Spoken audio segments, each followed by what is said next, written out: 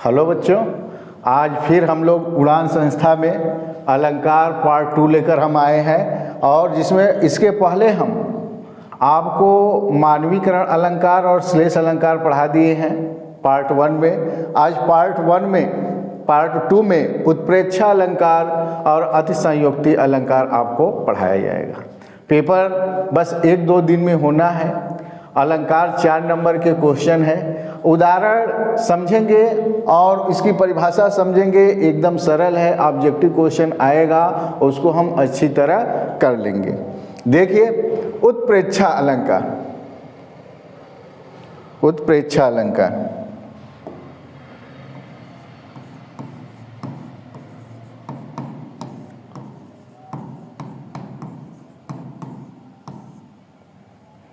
क्या है? उत्प्रेक्षा अलंकार कि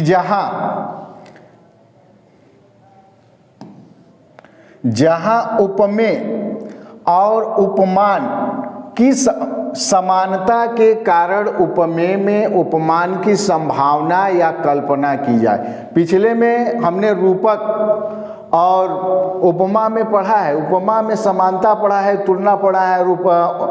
रूपक में अभेद प्रस्तुत किया जाए, मान लिया जाए, उपमेय को ही उपमान मान लिया जाए। लेकिन आप यहाँ पढ़ेंगे कि जहाँ उपमेय और उपमान में समानता के कारण उपमेय और उपमान में संभावना व्यक्त किया जाए या कल्पना व्यक्त किया जाए, वहाँ पर उत्प्रेक्षा अलंकार होता है।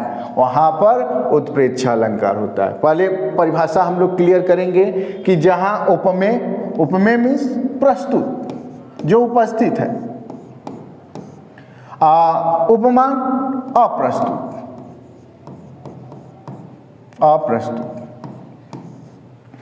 क्लियर हो गया? उपमेय प्रस्तुत, उपमान अप्रस्तुत में समानता के कारण संभावना व्यक्त किया जाए, चाहे कल्पना व्यक्त किया जाए, क्या कहलाएगा? उत्प्रेक्षा अलंकार कहलाएगा। परिभाषा क्लियर हुआ? जहां उपमेय और उपमान में समानता के कारण संभावना या कल्पना व्यक्त किया जाए, वहां उत्प्रेक्षा अलंकार होता है। इसके वाचक शब्द हैं अक्सर प्रायः उदाहरण में मनो, मनहु, मानो, मनु, मनहु, मानो और जनु, जनहु, जानो लगा रहता है। देखिए, ये वाचक शब्द क्या है? हम उदाहरण में आसानी से जब ये दिया रहता है तो हम पहचान लेते हैं कि यह उत्प्रेक्षा अलंकार ही है। मनु, मनहु, मान। जैसे अन्य उदाहरण हम देखते हैं, उस काल मारे क्रोध के तनु कांपने उनके लगा, मानो हवा के जोर से सोता हुआ सागर जगा। अब देखिए, यह घटना है वीर अभिमन्यु के मृत्यु के बाद अर्जुन के समय का है। अर्जुन उस काल मारे क्रोध के तनु उनका कांपने लगा। तनु शरीर। यह तनु क्या है? उपमेय है। तनु क्या है? उपमेय। उपमेय क्या हो गया? तनु शरीर। मानो हवा के जोर से सोता हुआ सागर जगा। सागर क्या है? सागर, उपमान। देखिए, उपमेय क्या हो गया? तनु, और उपमान क्या हो गया? सागर।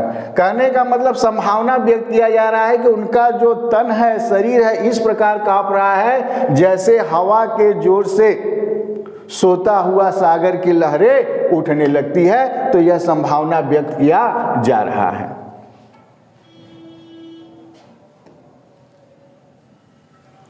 अब देखिए अन्य उदाहरण और देखिए, जैसे उदाहरण नंबर 2। उदाहरण नंबर 2,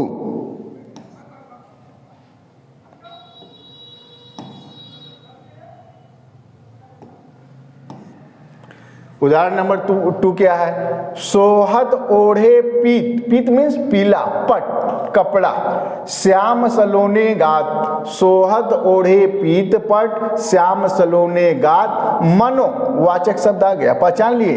मनो नीलमणि शैल पर आतप पर्यो प्रभात।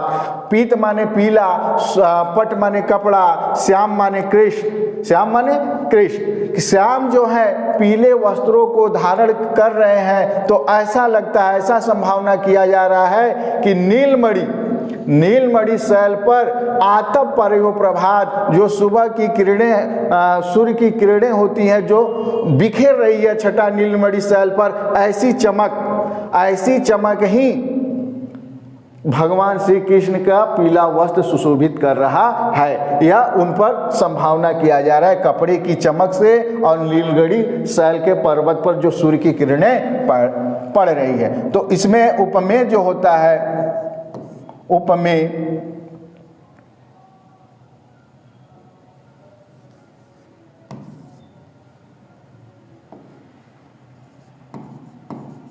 इसमें जो है उपमेय पीतपट, पीला वस्त्र, कृष्ण के पीला वस्त्र हो गया। और उपमान क्या हो गया? उपमान क्या हो गया? नीलमणि शैल पर जो सूर्य की किरणें हैं, नीलमणि शैल,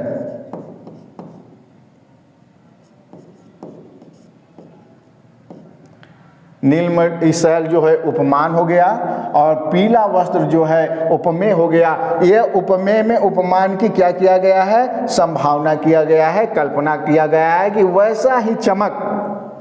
वैसा ही चमक नीलगिरि पर्वत का है, संभावना व्यक्त किया जा रहा है।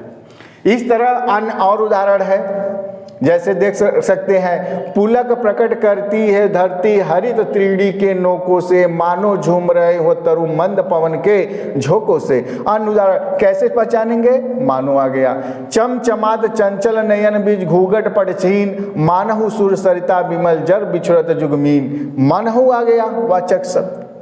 बहुत काली सिल जरासा कि जैसे धुल गई हो, जैसे शब्द आया है, हमने बताया जरा से आया है।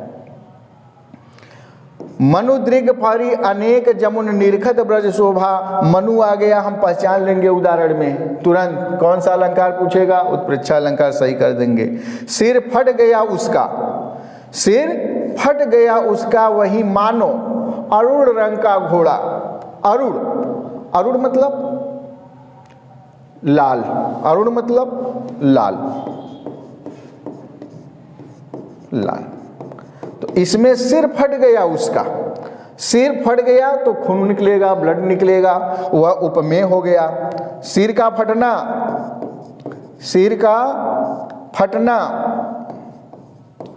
आपका उपमेय हो गया, उपमेय हो गया। और उपमान क्या हो गया?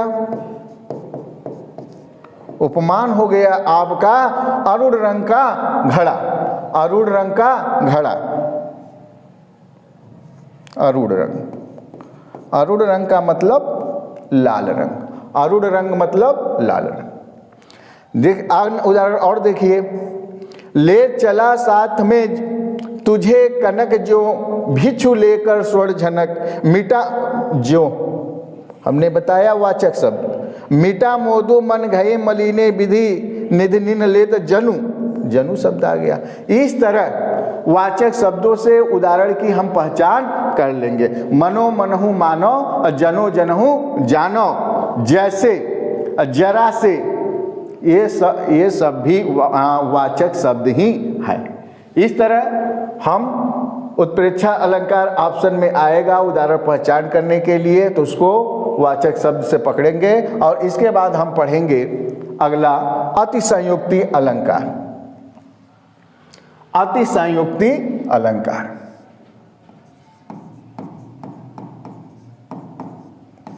देखिए, जहां किसी बात को इतना बढ़ा चढ़ा कर किया जाए कि आदमी को विश्वास हो जाए कि ये गलत है, क्या होगा? अतिसंयुक्ति। कहते हैं फेंक रहा है, मतलब अतिशयोक्ति, किसी बात को बहुत बढ़ा चढ़ा कर कहना है। देखिए परिभाषा, जहां किसी गुण या स्थिति का बढ़ा चढ़ाकर वर्णन किया जाए वहाँ अतिशयोक्ति अलंकार होता है। कहने का मतलब सेम वही है कि जहाँ काव्य में किसी बात को बढ़ा चढ़ाकर लिखा गया है वहाँ पर अतिशयोक्ति अलंकार होगा। जैसे देखिए,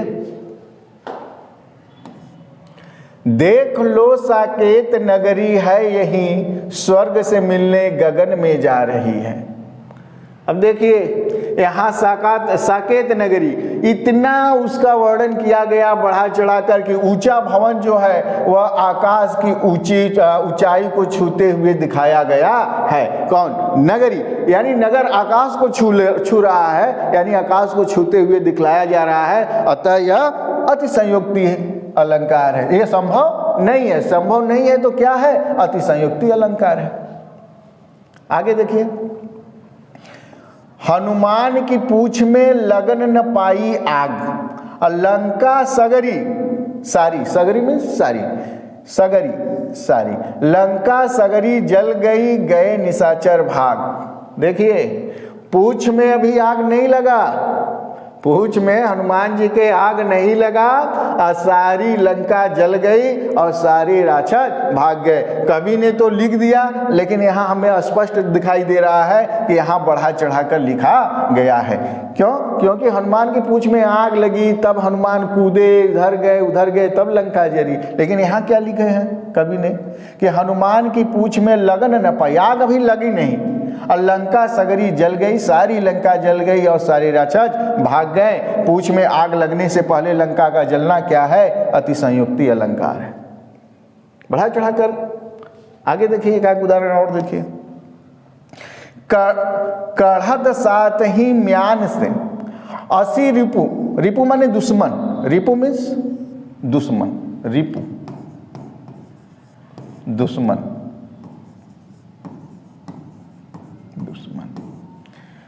तन शरीर ते प्राण, प्राण, कढ़त सात ही म्यान से 80 रिपु तन ते प्राण। म्यान से निकलते ही, म्यान जहां तलवार रखते हैं म्यान में, म्यान से निकलते ही शत्रुओं के प्राणों का निकलना अतिशयोक्ति अलंकार है। अभी कुछ मारे नहीं, केवल म्यान से तलवार निकाले और शत्रु का जो है प्राण जो है ले लिया गया। कहने का तात्पर्य कि बहुत ही बढ़ा चढ़ाकर वर्णन किया गया है, अतः यह अतिशयोक्ति अलंकार है।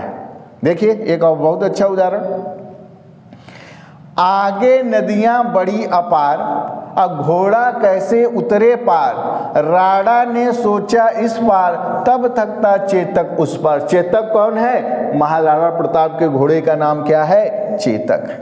बहुत बलशाली है, बहुत फुर्तीला है, लेकिन उसकी यहाँ पर कवि ने इतना बखान किया है, इतना बखान किया है कि यह अतिशयोक्ति अलंकार हो गया। कैसे हो गया? आगे नदियां बड़ी अपार, आगे नदी है, अब घोड़ा कैसे उतरे पार, घोड़ा अभी कैसे उस पार जाए। राणा इस पार सोच रहे हैं, राणा ने सोचा इस पार, तब तक चेतक, राणा के सोचते ही, राणा सोच रहे हैं, चेतक उस पार चला गया, नदी पार कर लिया। कहने का मतलब तुरंत, यानी कहने का मतलब बढ़ा चढ़ाकर वर्णन किया गया है, तो यह कौन सा अलंकार होगा? अतिशयोक्ति अलंकार होगा। और देखिए अन्य उदाहरण और है, जिस वीरता से शत्रुओं को सामना उसने किया, असमर्थ हो उसके कथन में मौनवाड़ी ने लिया। तारा सो धरनी धुरी धारा में लगत जिमी, थारा पर पारा पारावार यूं हलत है। बड़ा ही अच्छा उदाहरण है। और एक उदाहरण और है, पानी परात, अब पढ़े हैं क्लास 8 में, पानी परात छुओ नहीं, आंसुओं, भगवान के आंसुओं से, भगवान से सुदामा के पर आंसुओं के धारा से पगध हुए, आंसुओं से पगध हुए। कहने का मतलब कि पानी को भगवान श्री कृष्ण ने छुआ नहीं और उनके आंसुओं से ही सुदामा के पैर धो लिए गए। कहने का मतलब बहुत बढ़ा चढ़ाकर वर्णन किया गया है, अतः यह अतिशयोक्ति अलंकार है। तो हम देखेंगे पेपर में जहाँ बढ़ा चढ़ाकर वर्णन किया जा रहा है, लगे कि ऐसा नहीं हो सकता, वो आपका अतिशयोक्ति अलंकार होगा। ठीक है, इसके बाद हम अगले टॉपिक में आप लोगों से मिलेंगे।